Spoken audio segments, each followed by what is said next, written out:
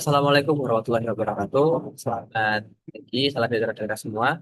Perkenalkan, saya Satria Rizky Prasetyo. Saya dari Departemen Teknik Geofisika, Teknologi 10 November, dengan NRP 5007251. Pada kesempatan ini, saya akan jelaskan terkait dengan geologi fisik chapter 13 yang bertajuk mass wasting atau pengisian massal.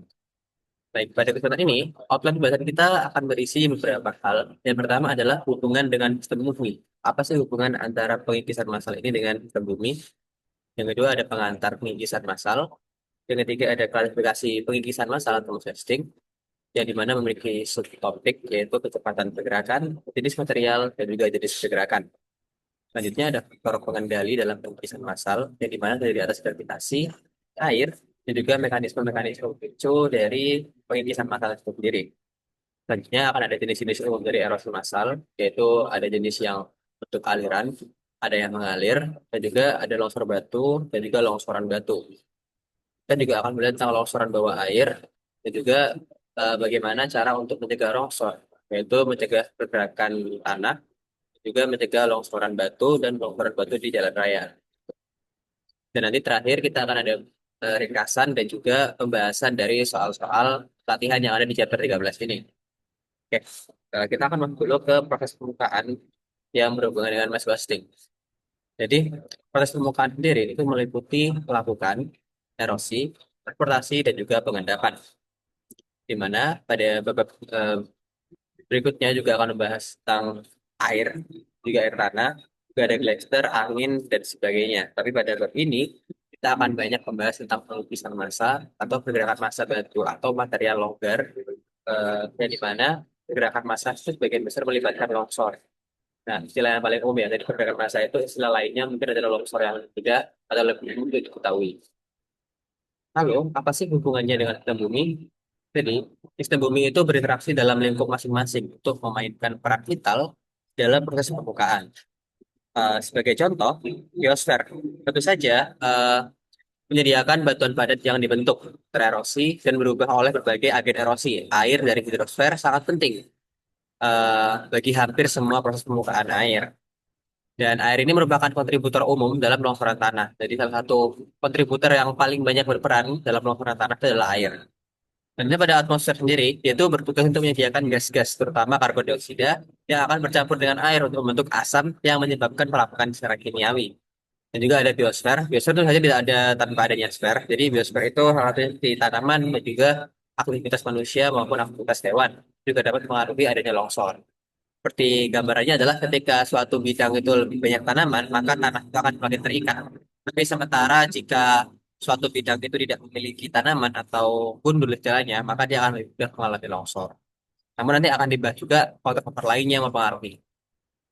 Oke, selanjutnya kita akan membahas tentang pendahuluan dari pengikisan massal. Jadi, seperti yang kita ketahui, jika tektonisme itu tidak bekerja, permukaan benua-benua itu akan lama-lama berubah menjadi dataran datar tanpa fitur akibat pelapukan dan erosi. Nah, material di lereng gunung atau bukit berada dalam keadaan tidak seimbang terhadap gravitasi. Karena gaya gravitasi itu gaya gravitasi agen-agen erosi seperti air, es, dan dingin itu bekerja untuk membuat lereng menjadi lebih landai dan karenanya semakin stabil. Nah, dalam bab ini kita akan banyak membahas tentang proses longsoran massa. Jadi apa sih pergerakan massa itu?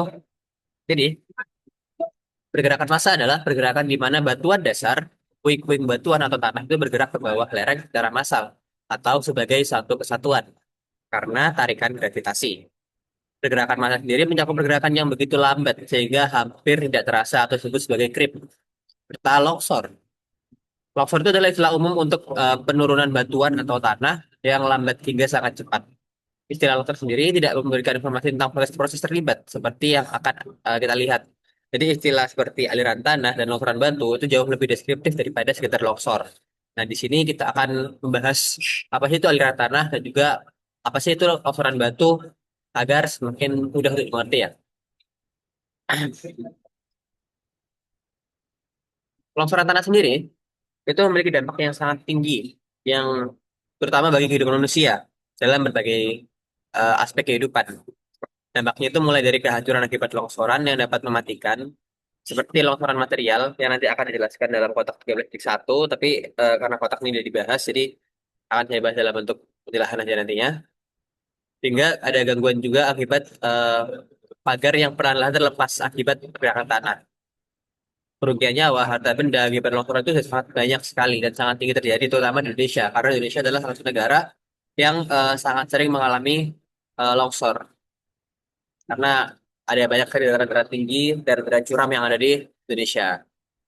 Nah, di sini pada tabel 13.1, ini adalah eh, sistem klasifikasi yang digunakan eh, dalam pergerakan massa atau mass vesting. Yang dimana pada tabel ini didasarkan pada laju pergerakan, jenis material, dan juga sifat dari pergerakan. Dan pertama kita akan membahas kecepatan dari pergerakan ya. Jadi kalau kecepatan sendiri itu dibedakan dari tiga. Ada yang slow, yang paling slowest, yang paling lambat. Ada increases velocity, ada 1 mm per day, 1 sampai 5, 1 km per hours per jam, atau kilometer per hours gitu. Jadi, dan juga ada yang paling fastest atau yang paling cepat. Itu kecepatannya itu lebih dari 4 km per jam. Selanjutnya ada jenis material. Proses pengikisan massa itu biasanya dibedakan berdasarkan apakah massa yang turun itu awalnya berupa batuan dasar seperti dalam longsoran batu atau material yang tidak dapat terkonsolidasi. Untuk pembahasan ini, eh, kita menyebut semua material itu tidak terkonsolidasi atau terkonsolidasi lemah di permukaan bumi, terlepas dari ukuran partikel atau komposisinya. Nah, sebagai tanah atau tanah teknik, nanti ada bab 12, definisi lain tentang tanah itu ada ya. Jadi tanah itu dapat berupa puing, tanah atau lumpur. Puing itu apa? Puing itu mengimplementasikan bahwa fragmen berbutir kasar itu mendominasi tanah. Jika material didominasi oleh butiran yang halus seperti pasir, lumpur, atau liat, itu disebut sebagai tanah. Dan lumpur itu seperti namanya memiliki kandungan air, liat, dan eh, lumpur yang tinggi. Bentuknya itu biasanya seperti clay gitu. Dan jumlah air atau es dan salju dalam massa yang turun secara signifikan mempengaruhi laju dan jenis pergerakan. Jadi pada gambar ini juga dijelaskan tentang suatu pergerakan massa yang dimana dibedakan dari tiga, di mana di sini ada flow, slide, dan fall. Untuk flow sendiri berarti suatu tanah ini akan mengalir di aliran air ya kurang lebih ya. Untuk fall sendiri tanah itu akan jatuh bentuk rekan-rekan seperti ini.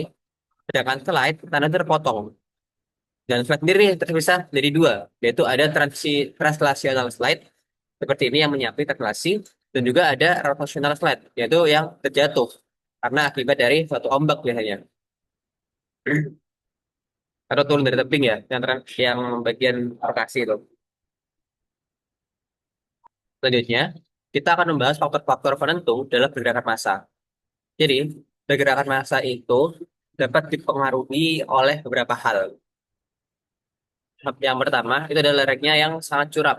Jadi, semakin curam, maka pergerakan massa itu akan semakin mungkin untuk terjadi. Yang kedua, ada relief. Relief itu ada jarak vertikal antara dasar lembah dan puncak gunung. Sangat besar memungkinkan massa untuk mempercepat dan memperoleh momentum. Yang ketiga, itu adalah air dan es. Tidak hanya menambah berat massa material longsor, tapi juga dapat membuatnya lebih cair. Karena ketika air itu mencair, ketika es itu mencair, maka kandungan air dalam tanah itu akan meningkat. Yang keempat, ada batu dan material longsor yang longgar tersedia melimpah sepanjang jalur longsor. Yang kelima, di tempat longsor dimulai, tidak ada tanaman dengan akar yang dapat menambah material longsor di lereng. Jadi, mungkin ketika longsor terjadi, tidak ada tanaman yang mampu mengikat tanah sehingga longsor dapat lebih mudah terjadi, seperti yang saya sampaikan di awal tadi. Dan juga yang keenam itu adalah wilayah tersebut sering dilanda gempa bumi. Jadi meskipun longsor tersebut pada akhirnya akan terjadi bahkan tanpa gempa, gempa itu juga dapat memicu terjadi longsor karena ada pergerakan tanah sehingga ada guncangan sehingga dapat terjadi longsor. Itu adalah faktor lain yang mempengaruhi kerentanan terhadap erosi massa. Yang pertama itu ada orientasi bidang pelemahan pada batuan dasar, bidang lapisan, bidang foliasi, dan lain sebagainya. Jadi penting untuk kita ketahui, jika pergerakan itu melibatkan batuan dasar daripada puing-puing, retakan atau bidang lapisan yang berorientasi demikian rupa, sehingga lempengan batu itu dapat meluncur dengan mudah di sepanjang permukaan tersebut, serta meningkatkan kemungkinan terjadinya longsoran massal. Yang kedua, itu ada kontrol dari iklim. Jadi kontrol iklim itu dapat menghambat beberapa jenis erosi massal dan juga dapat mendukung suatu erosi massal. Jadi iklim itu dapat mengaruhi eh, ketika misalnya hujan lebat, maka kandungan air dalam tanah itu akan meningkat. Maka itu dapat mempercepat erosi massal karena air dengan cepat meresap ke dalam tanah. Jadi material longsor itu memiliki kandungan air yang tinggi, sehingga mudah bergerak. Sedangkan kalau iklimnya itu kering atau hujannya tidak terlalu banyak, maka dia cenderung menghambat erosi massal. Selanjutnya, ada faktor gravitasi. Jadi gravitasi itu adalah gaya utama yang menyebabkan erosi. Jadi nanti kita akan lihat di dalam grafik 2 tabel ini. eh, Pada gambar ya. Nah, ini dia. Ini adalah faktor dari gravitasi. Mana gravitasi itu akan mempengaruhi suatu benda itu dapat bergerak. Kecepatan benda bergerak juga dipengaruhi oleh gravitasi. Nah, efek gravitasi sendiri itu dapat diuraikan jadi dua komponen gaya yang ditunjukkan oleh panah hitam. Artinya adalah gaya normal yang tegak lurus terhadap lereng dan merupakan komponen gravitasi yang cenderung menahan blok di tempatnya. Jadi pada ini adalah gaya normal dan juga ada kecepatan shear-nya, shear force-nya, dan juga ada shear resistance. Jadi gaya normal itu menahan gaya yang tegak lurus antara bidang dan juga ada gaya geser. Gaya geser adalah gaya yang sejajar dengan lereng dan menunjukkan kemampuan blok untuk bergerak.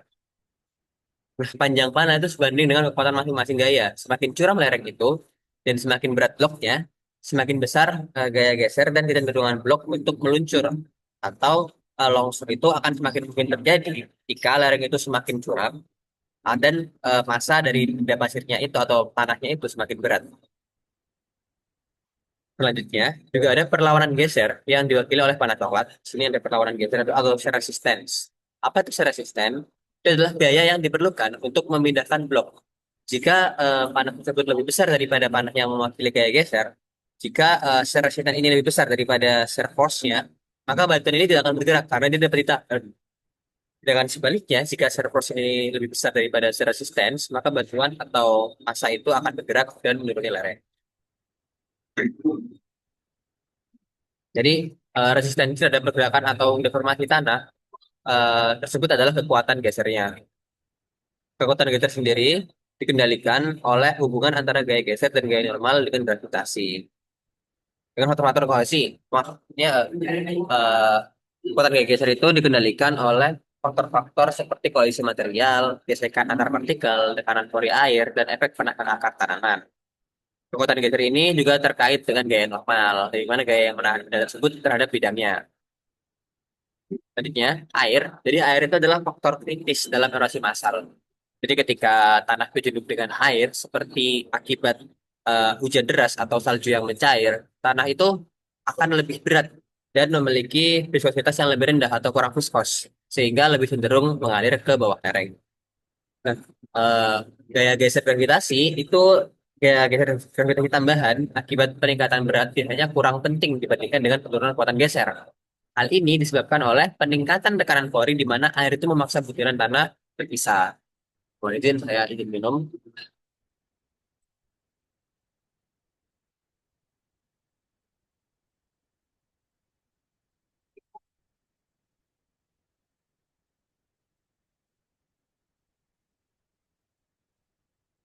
Kita lanjutkan lagi.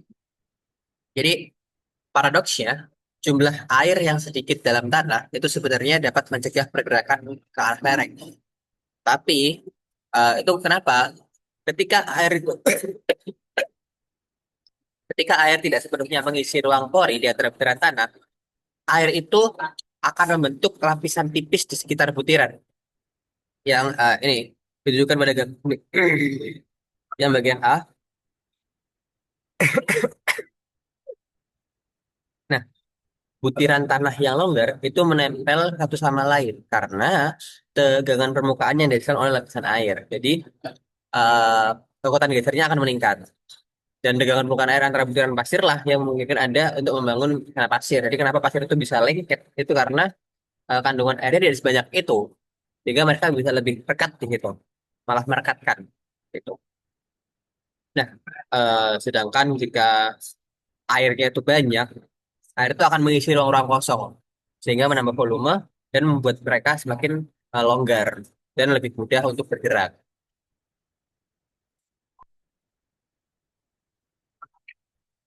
Selanjutnya ada mekanisme dari pemicunya. Jadi untuk mekanisme pemicu sendiri, yang pertama itu ada gempa bumi. Umumnya dapat memicu tanah longsor. Seperti contohnya adalah longsoran puing tahun 1970 di Peru. Itu adalah salah satu dari ribuan tanah longsor yang dimana sebagian kecil yang dipicu oleh gempa bumi. Kerusakan terparahnya akibat gempa bumi Loma Prieta di California tahun 1989. Itu terjadi di wilayah yang hampir datar Strait Marina San Francisco, tempat kebakaran dari pipa gas yang pecah menghancurkan bangunan dan di seberang teluk di Auckland. Yang kedua, eh, oh ya, perlu kita garis bawahi, longsor itu seringkali dipicu oleh hujan deras. Masuknya air dalam jumlah besar secara tiba-tiba dengan cepat menambah berat dan meningkatkan tekanan kori pada material. Kedua adalah hujan badai di California Selatan yang biasanya kering itu menyebabkan banyak tanah longsor pada Januari 2005 dan sebagian dari 2 tahun sebelumnya. Hal ini dibahas dalam bab ini. Begitu pula contoh lain tanah longsor yang dipicu oleh air, terutama tanah longsor di Grosse Ventre, Wyoming, dan Mayon, Italia yang dijelaskan dalam bab ini. Terus juga ada konstruksi yang dapat memicu pemburukan massa. Jadi beban tambahan bangunan di lereng bukit itu dapat menyebabkan tanah longsor. Begitu pula dengan penggusuran jalan di daerah-daerah yang digali dengan bulldozer. Dari ini konsepnya sama seperti yang saya sampaikan di awal tadi, sebelumnya yaitu ketika beban itu bertambah maupun lerengnya semakin curam atau konsentrasi dalam bendanya itu bertambah. Lalu ada jenis-jenis umum dari penurunan berat. Jadi jenis-jenis pemborosan massa, jenis-jenis dari mass wasting, itu tunjukkan pada tabel 3.1 yang di atas tadi. Dan di sini kita akan jelaskan jenis-jenis yang paling umum terjadi secara rinci. Yang pertama ada merayap atau creep tanah, baca lainnya. Itu adalah pergerakan tanah menuruni lereng yang sangat lambat. Gaya geser seiring waktu hanya sedikit lebih besar daripada kekuatan gesernya. Jadi selisih antara gaya geser dengan kekuatan gesernya itu sedikit sehingga pergeserannya itu cukup lambat. Dan laju pergerakannya biasanya kurang dari 1 cm per tahun dan hanya dapat terdeteksi melalui pengamatan yang dilakukan selama berbulan-bulan atau bertahun-tahun. Jadi perlu waktu yang cukup lama untuk mengetahui adanya creep atau pergerakan tanah secara lambat ini. Nah, ketika kondisinya tepat, creep itu dapat terjadi di sepanjang lereng yang hampir horizontal.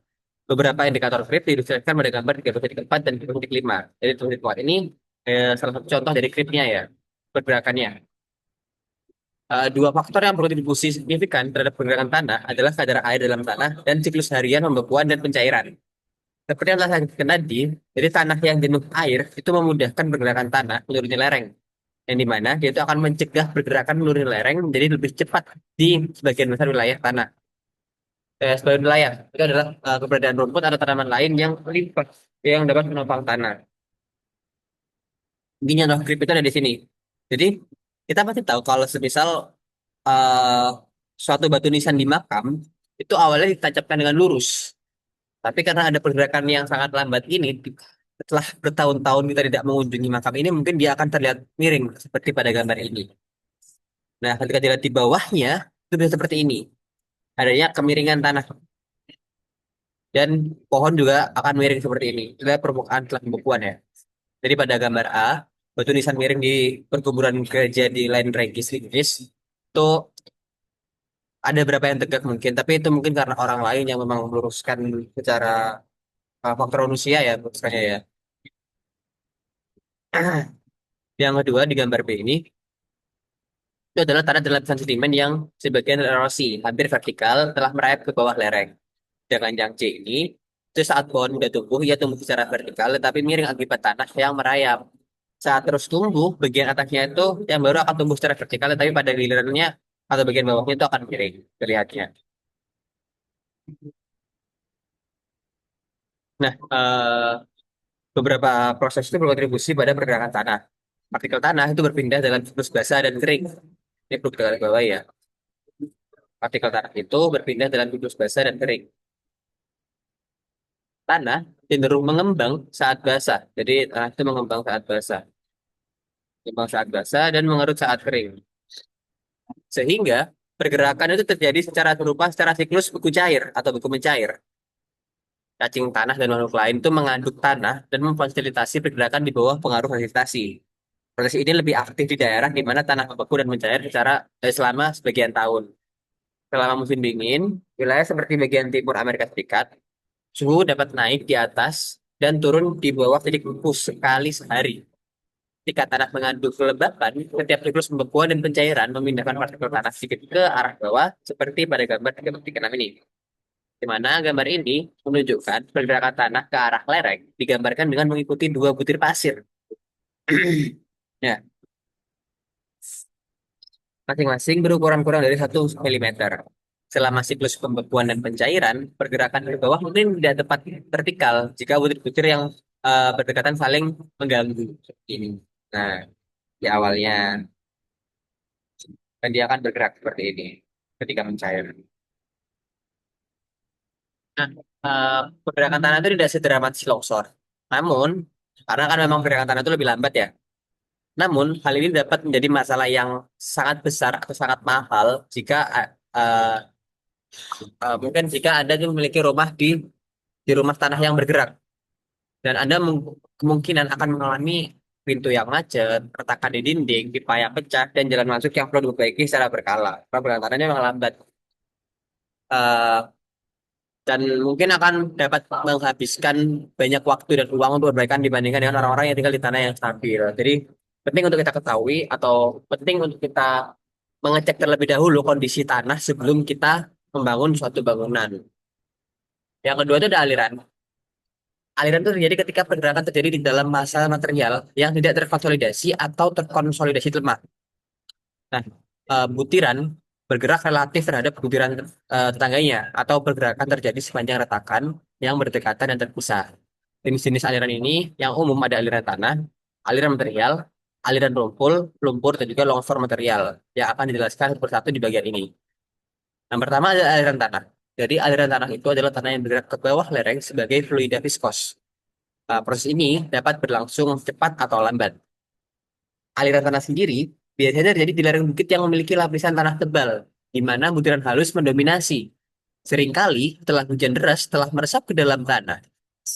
Biasanya, massa yang mengalir tetap tertutup oleh lapisan vegetasi dalam tebing yang curam atau dalam potongan yang curam, terbentuk di tempat material yang bergerak terlepas di lereng atas yang statis. Nah, pada gambar 13.7 ini adalah contoh dari gambaran aliran tanah yang mengalir di bawah lapisan vegetasi. Ini adalah satu bentuk dari slope airflow. Apa itu slope airflow? Jadi slope airflow itu adalah ketika pergeseran rotasional itu terjadi di bagian atasnya ini dan pergeseran dan aliran tanah itu terjadi di bagian bawahnya ini. Jadi antara pergeseran rotasional dan aliran tanah itu terjadi secara bersamaan, disebut sebagai slope airflow.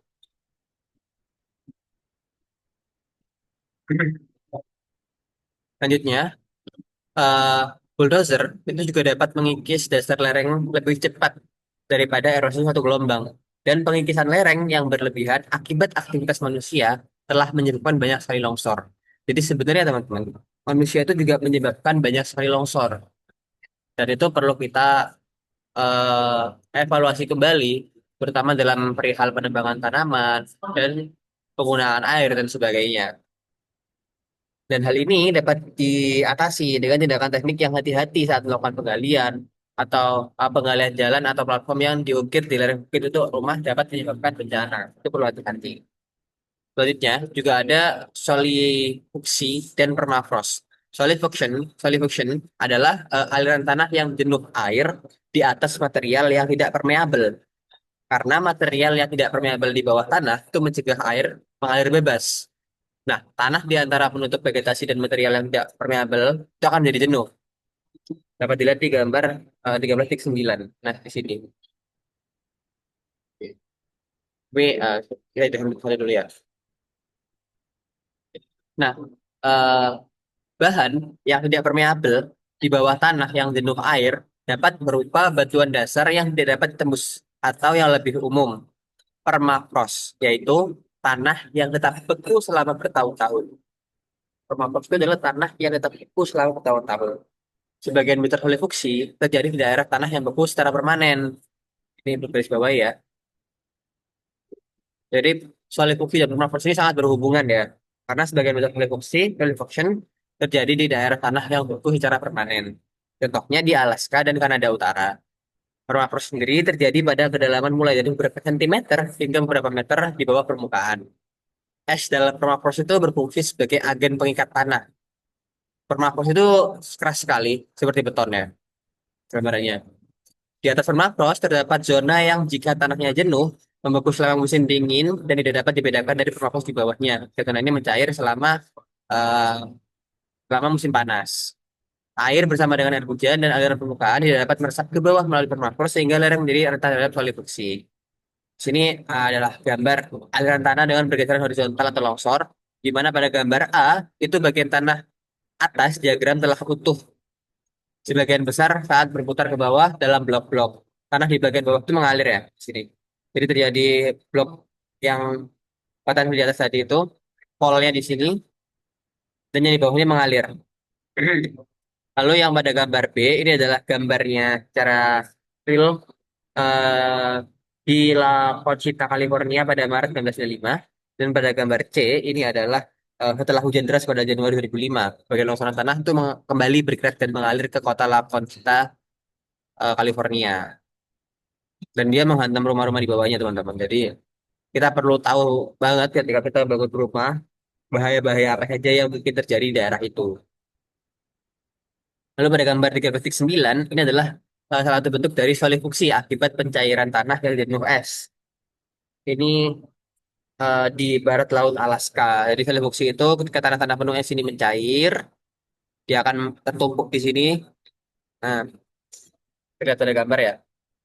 Lalu pada gambar 13,10, ini adalah sebuah rel kereta api yang dibangun di wilayah permafrost di Alaska. Wilayah permafrost tadi adalah wilayah ketika batuan itu beku ya. Bawahnya. Selanjutnya kita akan membahas tentang aliran material.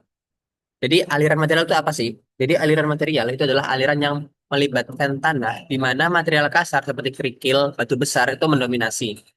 Aliran material sendiri dapat mirip dengan aliran tanah dan dapat menumpuk jarak relatif pendek hingga ke dasar atau panjang, dasar lereng atau jika terdapat banyak air, aliran material ini dapat berperilaku seperti aliran lumpur dan bergerak dengan cepat, menempuh jarak yang cukup jauh dalam saluran dan aliran material yang bergerak cepat itu dapat sangat merusak seperti pada gambar ini.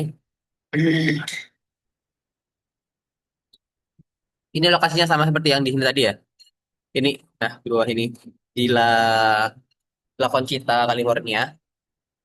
Jadi alirannya itu merusak sekali. Banyak sekali rumah yang menjadi korban di sini, terutama dalam segi material. Bahkan bisa jadi ada korban jiwa di sini.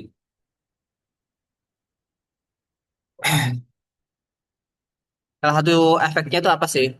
Jadi kok bisa sih terjadi kayak gini? Ini sebabnya apa sih? Jadi kalau dari kebakaran, jadi di sini tuh pada itu bisa terjadi karena adanya kebakaran hutan yang melanda California Selatan, membunuh pohon atau mematikan pohon dan vegetasi permukaan. Sehingga efek penahan vegetasi itu hilang, jadi akarnya itu tidak ditahan oleh tanaman yang kuat.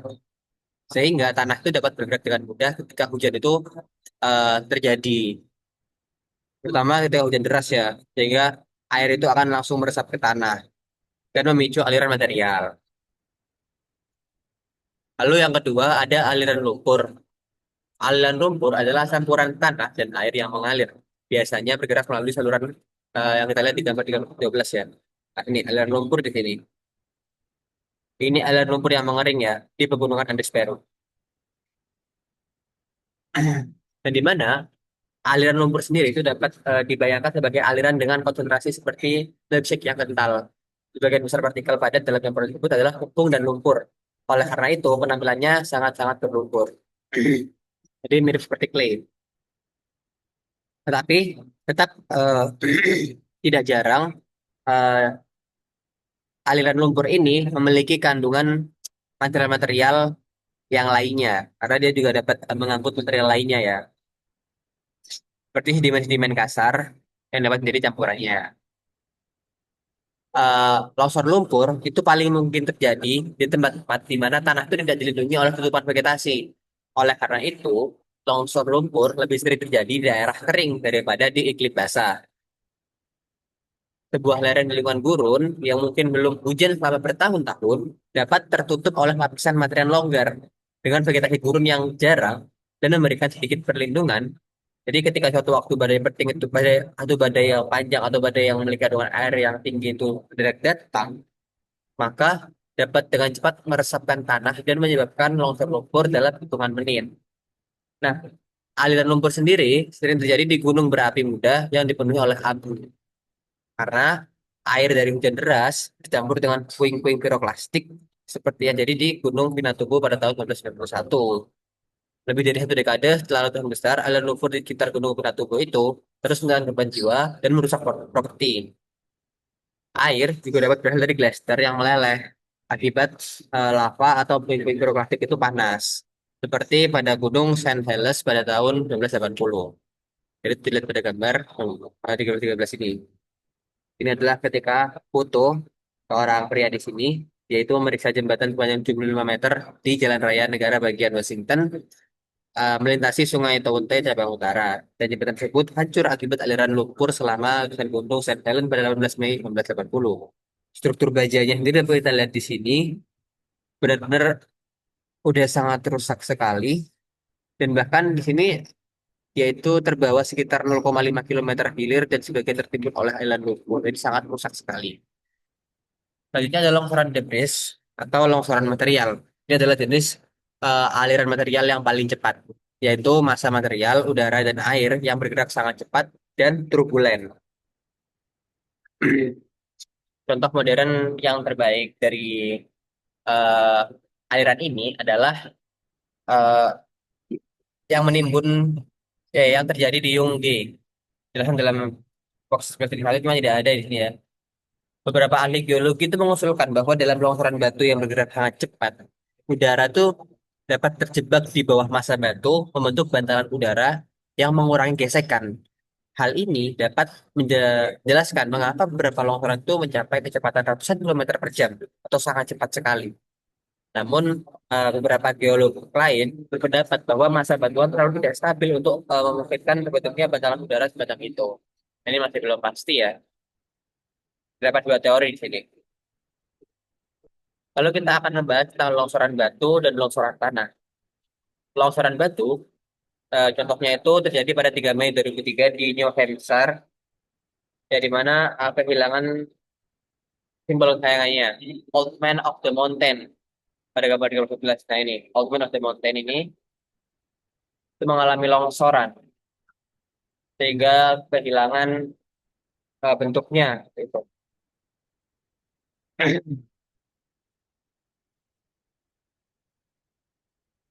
Nah, longsoran batu itu apa sih? Jadi longsoran batu itu adalah ketika blok batuan dasar terlepas dan jatuh bebas atau melompat turun dari tebing. Itu disebut sebagai longsoran batu. Dapat itu dalam gambar 13,14 ya. Ini. Oh, 15. 13,15. Nah, ini dia. Ini adalah contoh dari longsoran batu, di mana ada irisan beku, posisi awal baloknya jatuh seperti ini. Atau yang di bawahnya karena akibat dari erosi gelombang. Nah, secara umum lapisan batu pecahan yang jatuh itu disebut sebagai talus. Jadi talus itu apa sih? Talus itu ya longsoran yang jatuh itu talus namanya. Itu akan menumpuk di dasar tebing. Jadi gambar 13,16, gambar 13,16 ini. Nah, ini talus yang menumpuk.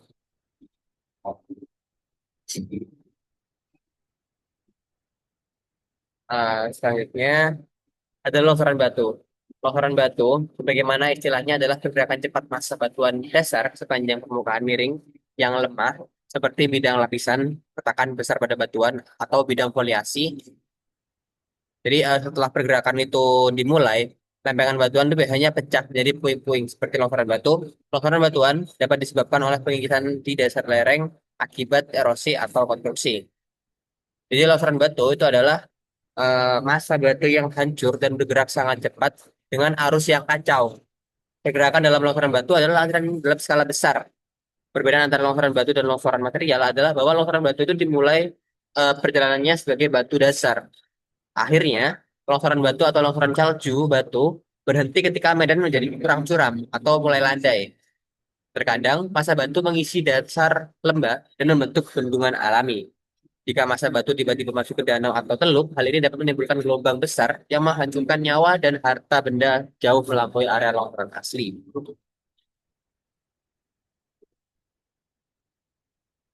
Adalah longsoran batu ya di sini karena dia sangat memiliki material yang memiliki bentuk yang cukup besar, jadi sangat rusak sekali. Lalu pada gambar 13-17, ini adalah awan debu kecil yang masih mengambang dari lembah Yosemite, di mana lempengan batu terlepas dan jatuh ke dasar lembah, menciptakan ledakan udara yang penuh dengan puing-puing saat mengangkat tanah, yang kemudian naik ke sisi lain lembah, yang kemudian naik ke sisi lain, jadi nih, turun dan naik ke sisi lain lembah.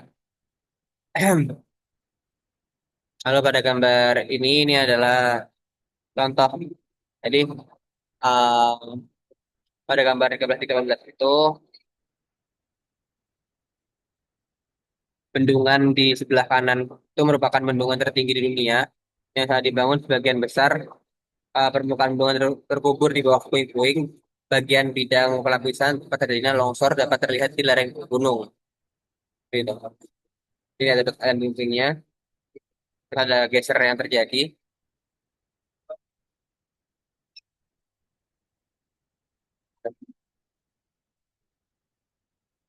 Lalu pada gambar 13-19 ini adalah foto longsoran Gross Center pada gambar A. B dan C ini adalah diagram longsoran Gross Center. Jadi longsoran seperti apa nih? Ketika awal ya banyak sekali tanah vegetasi, tapi di bawah itu ada lapisan surface-nya, ada air yang melembutkan surface di bawah permukaan jenuhnya, sehingga menjadi longsor seperti pada gambar di bawahnya ini. Dan dia itu menutupi sungai yang ada di tengahnya.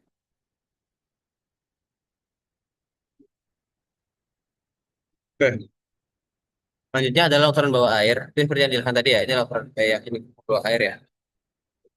Selanjutnya ada bagaimana sih cara kita untuk dapat mencegah longsor atau mencegah pengikisan tanah massal. Jadi, yang pertama itu kita dapat melakukan rekayasa yang tepat. Karena itu sangat penting ketika lingkungan alam lereng diubah oleh konstruksi. Seperti pada gambar 13-20. Nah ini, yang akibat konstruksi ya. Berubahnya seperti ini. Jadi, rentan erosi massal akibat aktivitas konstruksi. Tapi sebelum itu, kita perlu tahu kira-kira apa saja sih eh, yang dapat mempengaruhi adanya longsor. Yang pertama itu dasar lereng yang dipotong. Itu dapat menghilangkan hubungan alami untuk bagian atas lereng. Pada gambar ini ya, kita yang dipotong. Yang kedua itu vegetasi dihilangkan selama konstruksi sehingga tanah tidak memiliki pencekram yang kuat, tidak memiliki tingkat yang kuat. Yang ketiga itu bangunan yang dibangun di atas lereng dapat menambah beban pada potensi longsor. Seperti yang disampaikan di awal tadi, bahwasanya gravitasi itu mempengaruhi adanya longsor. Yang keempat itu air tambahan mungkin dapat meresap ke dalam tanah. Jadi karena air itu dapat mengisi volume-volume renggang yang ada di tanah, itu juga dapat menyebabkan tanah jadi mudah bergerak sehingga itu jadi longsor. Terus langkah-langkah apa saja yang dapat dilakukan untuk mencegah? Yang pertama itu tembok penahan biasanya dibangun di tempat lereng itu dipotong. Tetapi ini jarang seefektif yang diharapkan dalam mencegah pergerakan lereng ke bawah karena emang sangat susah ya. Selain itu juga dapat dilakukan atau dibangun pipa drainase yang dipasang melalui tembok penahan dan ke lereng. Air dapat meresap dan mengalir keluar daripada menumpuk di tanah di belakang tembok. Ini pada gambar ini ya. Jadi daripada air itu langsung ke sini, akan diberikan suatu pipa drainase agar air itu dikumpul ke bawah dulu baru keluar. Itu lebih efektif. Sehingga dapat mengurangi adanya penumpukan tanah, ada penumpukan atau perubahan kandungan dalam tanah tersebut. Lalu kita juga bisa menghindari kemiringan lereng yang terlalu curam karena seperti yang disampaikan di awal tadi bahwasanya lereng yang curam itu sangat berpengaruh dalam terjadinya longsoran. Lalu kita juga dapat mencegah longsor batu dan longsoran batu di jalan raya. Dengan apa? Yang pertama tentunya dengan melakukan studi geologi yang detail terhadap suatu area sebelum jalan dibangun. Para pembangun itu dapat menghindari bahaya dengan memilih rute yang paling aman untuk jalan tersebut. Jika pemotongan jalan harus dilakukan melalui batuan dasar yang tapak dan longsor, semua batuan yang berpotensi longsor dapat dihilangkan. Kadang-kadang ini memerlukan biaya yang cukup besar ya. Jadi seperti pada gambar ini ada sebuah gudang beton dengan atap miring melindungi jalan raya dari longsoran salju di pegunungan. Lalu pada gambar di grafik 2 ini, di gambar A itu adalah penampang melintang bukit yang menunjukkan potongan jalan yang relatif aman di sebelah kiri ini, dan potongan jalan yang berbahaya di sebelah kanan, karena ini sangat rawan dari longsor di sini ya. Sementara yang B adalah potongan jalan yang berbahaya yang sama setelah pengangkatan batu berpotensi longsor. Kalaupun dihilangkan, tetap berbahaya juga sebenarnya. Jadi juga dapat dilakukan penyemprotan paparan tepi jalan dengan semen, sehingga dapat menghambat longsor tanah dalam beberapa kasus ya. Juga dapat diberi pagar atau pembatas di sisi jalan yang dapat mencegah longsor dan batu kecil menghalangi jalan. Terus kita juga perlu adanya pemantauan real time yang ditransmisikan melalui radio di daerah mana pergerakan massa aktif sangat berguna untuk memprediksi kapan pergerakan massa akan mempercepat dan menjadi berbahaya. Itu juga sudah diterapkan di Jalan Raya Amerika Serikat 50 di California, Sierra Nevada, yang dipantau menggunakan instrumen yang dipasang di lokasi longsoran tanah suram oleh Survei Geologi di Amerika Serikat. Lalu cara terbaik untuk menghindari kerusakan atau kehancuran rumah akibat longsor adalah dengan mendapatkan informasi tentang kerentanan tanah terhadap longsor sebelum membangun atau membeli properti tersebut. Ini seperti yang saya pakai di awal tadi ya. Kalau misal kita ingin membangun rumah atau suatu properti, perlu kita ketahui apa saja bahaya-bahaya yang mungkin terjadi di daerah tersebut. Nah, pada gambar 1324 ini, ini ada satu cara juga untuk dapat mencegah longsor ya, yaitu dengan cara menjahit. Jadi menjahit lereng untuk mencegah batuan dasar itu tergeser sepanjang bidang kelemahan. Jadi di gambar A, itu lubang-lubang itu dibor melalui lapisan tidak stabil ke batuan yang stabil di bawahnya ya. Yang nggak stabil dibor sampai ke batuan yang cukup stabil di bawahnya. Yang B itu adalah pendengan terperinci dari satu lubang. Yang C itu plat bajanya diletakkan di atas kabel dan baut dikencangkan. Jadi ada plat baja, ada mur yang dikencangkan ini. Yang D, ini mengencangkan semua baut, menarik lapisan tidak stabil bersama-sama dan mengamankan mereka di batuan dasar yang stabil. Jadi kita seperti menjahit mereka. Dan di E ini tidak potongan jalan di Acapulco, Meksiko yang stabilisasi dengan penjahitan. Ini di atas ini, penjahitan. Dan juga ini disemprot dengan beton, sehingga lebih aman. Oke, jadi kita telah membahas banyak sekali bahasan di bab mass blasting ini. Terdapat ringkas di sini di mana pergerakan tanah atau batuan dasar menuju dasar lereng disebut sebagai pergerakan massa. Tanah, sebagaimana digunakan dalam bab ini, merujuk pada material yang tidak terkonsolidasi atau terkonsolidasi lemah, terlepas dari ukuran partikelnya. Jika tanah didominasi oleh partikel atau material halus, maka disebut sebagai tanah. Jika didominasi oleh material kasar, maka disebut sebagai puing. Pergerakan dapat terjadi sebagai aliran longsor atau jatuhan. Gravitasi adalah kekuatan pendorongnya. Komponen gaya gravitasi yang mendorong pergerakan massa adalah gaya geser yang terjadi sejajar dengan lereng. Perlawanan terhadap gaya tersebut adalah kekuatan gesernya. Kekuatan geser di batuan atau tanah, atau gaya normalnya. Jika gaya geser melebihi kekuatan geser, pergerakan massa terjadi. Jika lalu air itu biasanya merupakan faktor penting dalam pergerakan massa. Sejumlah faktor lain yang menentukan apakah pergerakan akan terjadi dan jika terjadi laju pergerakan. Jenis pergerakan yang lambat disebut sebagai creep. Umumnya terjadi pada lereng yang relatif landai, biasanya dibantu oleh air dalam tanah. Di iklim yang lebih dingin, pembekuan dan pencairan itu berulang dari air dalam tanah berkontribusi pada creep. Longsor itu adalah istilah umum untuk pergerakan massa yang lebih cepat dari batuan tanah atau keduanya. Lalu ada aliran, itu termasuk aliran tanah, adalah aliran material, aliran lumpur, dan longsor material. Aliran tanah, di mana material berbutir halus dominan, bervariasi secara signifikan dalam kecepatan, meskipun tidak seperti longsoran material, yang merupakan massa turbulen dari material, air, dan udara. Lalu ada solifuksi. Solifuksi itu adalah variasi khusus dari aliran tanah, yang di mana biasanya terjadi di iklim Arktik atau subarktik, di mana tanah permanen beku atau permafrost. Aliran material kasar melibatkan material yang lebih kasar daripada yang terdapat dalam aliran tanah. Biasanya aliran ini menempuh jarak lebih jauh daripada aliran tanah. Dan jika terdapat banyak air, dapat menempuh jarak jauh melalui saluran dan berperilaku serupa dengan aliran lumpur.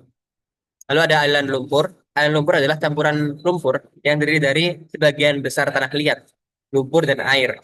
Sebagian besar aliran lumpur mengalir melalui saluran seperti sungai, longsoran batu, dan longsoran batu adalah jatuhnya batu-batu yang pecah di tepi vertikal atau hampir vertikal. Longsoran batu adalah lempengan batu yang meluncur turun di permukaan yang kurang dari vertikal. Longsor juga terjadi di bagian bawah air. Longsor bawah air yang lebih besar jauh lebih eh, daripada yang pernah terjadi di darat. Nah, selanjutnya kita akan uji pengetahuan dari soal-soal yang ada di bab ini. Yang pertama, jelaskan pengaruh terhadap kekuatan geser dari hal berikut. Yang A, ketebalan tanah. Ketebalan tanah adalah bantuan kondisi paling stabil, ketebalan yang tipis biasanya. Kondisi paling tidak stabil, ketebalannya sangat tebal ya. Di tabel di grafik 2 ya tadi ya. Terus yang B itu orientasi bidang kelemahan. Jika batuan dasar memiliki bidang kelemahan seperti sambungan, bidang lapisan, atau bidang foliasi, orientasi bidang ini relatif terhadap potongan jalan menentukan apakah ada bahaya longsor batuan, seperti yang tadi ada di gambar atas ya. Jika bidang kelemahan itu miring ke dalam bukit, tidak ada kemungkinan terjadinya longsor batuan. Di sisi lain, jika bidang kelemahan kira-kira sejajar dengan lereng bukit, longsor batuan mungkin terjadi. Lalu yang C itu ada kandungan air dalam tanah. Jadi, ketika tanah dilumuri dengan air, seperti dari hujan deras atau salju yang mencair, tanah itu menjadi lebih berat dan kurang kental, dan lebih mudah mengalir menurun. Lalu yang terakhir ada vegetasi. Vegetasi itu kondisi paling stabil itu dicapai ketika tumbuhan itu lebat. Kondisi paling tidak stabil ketika vegetasinya jarang. Yang mencegah pergerakan turunan menjadi lebih cepat di sebagian besar area adalah keberadaan rumput atau tanaman lain yang banyak dan menahan tanah. Jadi karena fungsi vegetasi itu adalah untuk menahan tanah. Yang kedua, bandingkan gaya geser dengan gaya gravitasi. Jadi ini serupa dengan gambar di grafik 2 ya, di mana yang A lebih vertikal, semakin curam kemiringannya dan semakin berat bloknya, semakin besar gaya geser dan ketimbungan blok untuk tergelincir. Yang B bidang horizontal datar, satu gaya normal, tegak lurus terhadap kemiringan, dan merupakan komponen dari gravitasi yang mendukung menahan balok tetap di tempatnya. Semakin besar panjangnya, semakin besar gaya yang diperlukan untuk menggerakkan baloknya. Ya, C lereng 45 derajat. Jika kekuatan geser lebih besar daripada gaya geser, tanah tidak akan bergerak atau mengalami deformasi. Sebaliknya, jika kekuatan geser lebih kecil daripada gaya geser, tanah akan mengalir suatu atau meluncur. Ini pada gambarnya 45 derajat ya. Itu tergantung juga. Nomor 3, bagaimana perbedaan antara longsor rotasi dan longsor translasi? Kalau longsor translasi, itu massa yang turun bergerak sepanjang bidang yang kira-kira sejajar dengan daerah permukaan. Sedangkan longsoran rotasi, di sebagian longsoran, itu melibatkan pergerakan sepanjang permukaan melengkung. Bagian atas bergerak ke bawah, sementara bagian bawah bergerak keluar. Nomor 4, peran apa yang dimainkan air dalam masing-masing jenis erosi massa? Air itu merupakan faktor kritis dalam erosi massal. Ketika tanah jenuh dengan air seperti akibat hujan deras atau salju mencair, tanah itu menjadi lebih berat dan kurang viskos sehingga lebih cenderung mengalir ke bawah lereng. Nomor 5, mengapa solifuksi lebih umum terjadi di iklim dingin daripada di iklim sedang? Karena solifuksi itu adalah aliran tanah yang cukup air di atas material yang tidak permeabel. Karena material yang tidak permeabel di bawah tanah itu mencegah air mengalir bebas. Tanah di antara penutup vegetasi dan material yang tidak permeabel itu menjadi jenuh. Bahkan lereng yang landai pun rentan terhadap pergerakan dalam kondisi ini. Yang keenam, daftar sebutkan dan jelaskan faktor-faktor utama yang mengendalikan proses pengikisan suatu massa.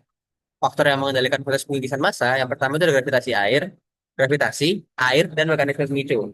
Gravitasi itu adalah gaya utama yang menyebabkan erosi massa, yang dimana eh, bekerja pada suatu blok di lereng panjang tanah yang ada gambar ini ya, gampangnya. Nah ini, merah ini adalah gravitasi ya, dimana sangat berpengaruh.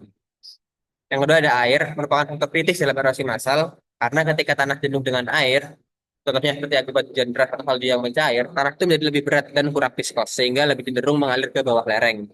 Dan gaya geser gravitasi itu tambahan akibat peningkatan berat biasanya kurang penting dibandingkan dengan penurunan kekuatan geser. Hal ini disebabkan oleh peningkatan tekanan pori di mana air itu memaksa butiran tanah terpisah. Dan terakhir mekanisme pemicu lainnya, seperti peristiwa mendadak dapat memicu longsor massal pada lereng yang tidak stabil. Pada akhirnya, pergerakan akan terjadi tanpa pemicu jika kondisi secara perlahan mengalami lebih tidak stabil.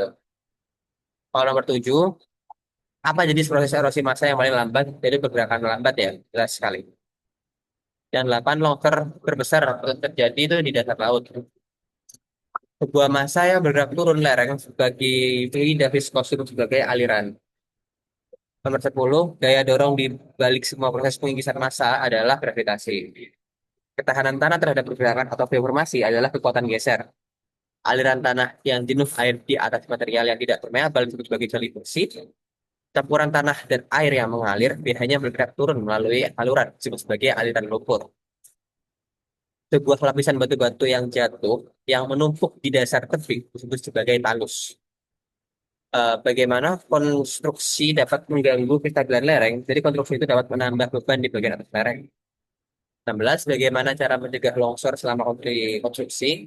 Yang pertama dapat dapat membuat dinding penahan, dapat memotong lereng yang lebih curam, memasang stem drainase air dan menata vegetasi. Lalu ini adalah memperluas pengetahuan. Yang pertama, mengapa orang tuh lebih takut pada gempa bumi, badai dan tornado daripada longsor? Jawabannya adalah karena kerusakan akibat longsor itu seringkali tidak terlihat sebagai penyebab utama dan biasanya dianggap bagian dari bencana besar lain seperti gempa atau badai. Dokumen itu menjelaskan bahwa laporan kerusakan akibat longsor itu sering diabaikan, padahal jumlah korban dan kerugian itu sangat besar.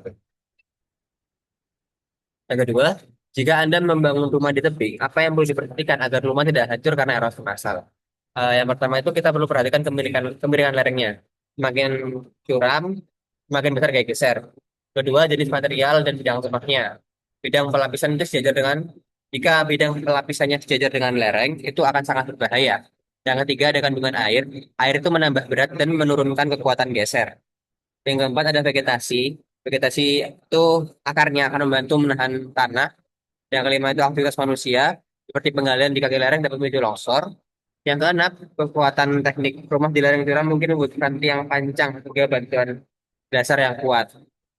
Yang ketiga, mengapa permukaan bumi tidak rata meskipun jutaan tahun mengalami erosi dan longsor massal? Itu terjadi karena proses tektonik. Ini sebenarnya dijelaskan pada bab awal-awal ya, bab sekitar bab 1 atau mungkin bab 45 itu tentang tektonik sudah dibahas terkait dengan permukaan bumi. Meskipun erosi itu meratakan, gaya tektonik itu membangun kembali pegunungan sehingga menciptakan topografi yang baru. Apakah salah satu apakah salah satu indikator krip dapat dijelaskan oleh proses lain secara selain erosi massal? Jawabannya iya.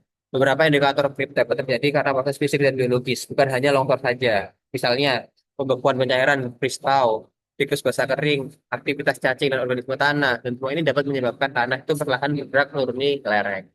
Oke, jadi itu adalah pembahasan kita di bab 13 terkait dengan mass wasting. Kita telah membahas banyak sekali hal, mulai dari eh, proses permukaan, hubungan dengan sistem bumi, pengantar pengikisan massal, klasifikasi pengikisan massal, yang dimana dibagi dari kecepatan, jenis material, jenis pergerakan, faktor pengendali dalam pengikisan massal, seperti gravitasi, air, mekanisme pemicu, juga jenis-jenis erosi massal seperti aliran, batu mengalir, longsor batu, dan longsoran batu. Kita juga membahas tentang longsor bawah air, terus bagaimana cara-cara kita mencegah longsor, mulai dari mencegah pergerakan tanah, mencegah longsoran batu, dan longsor batu jalan raya. Kita juga mencari tahu bagaimana caranya, eh, apa hal-hal yang perlu kita pikirkan sebelum kita membangun suatu rumah atau properti, yaitu dengan memperhatikan apa-apa saja yang dapat terjadi di daerah tersebut, terutama dalam hal tanahnya.